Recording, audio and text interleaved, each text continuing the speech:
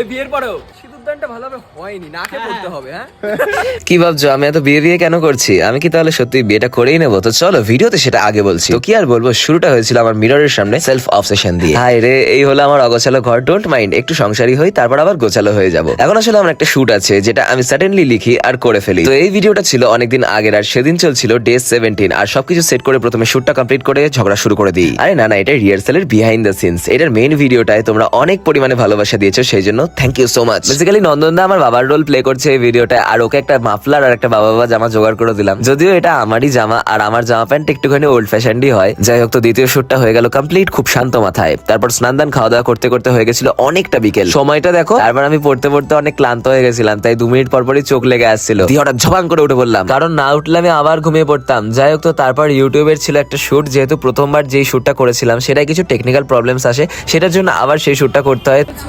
ঠিক ছিল একদম পারফেক্ট পারফেক্ট পারফেক্ট।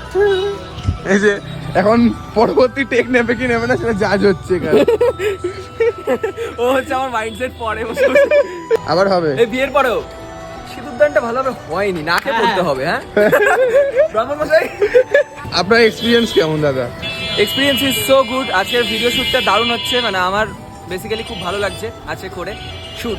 তো আজকের মতো সব শুট হয়ে গেল কমপ্লিট, কিন্তু এখন একটা জিনিস কমপ্লিট হয়নি, সেটা হলো একটুখানি ঘুরতে বেরোনো। শীতকালে সন্ধ্যাবেলায় রোজ বেরোতাম আগে, কিন্তু এখন সেমন একটা বেরোনো হয় না। তাই আজকে ভাবলাম একটুখানি হেঁটে আসি আর একটুখানি ফুচকা খেয়ে আসি, যেটা আগে রোজ করতাম। আই মিস মাই মুছে যাওয়া দিনগুলি। অনেক দিন পর ফুচকা খাচ্ছি। জানো একটা জিনিস, আমি আগে একবার বিয়ে বাড়িতে গিয়ে হাইস্ট 100টা ফুচকা খেয়েছি।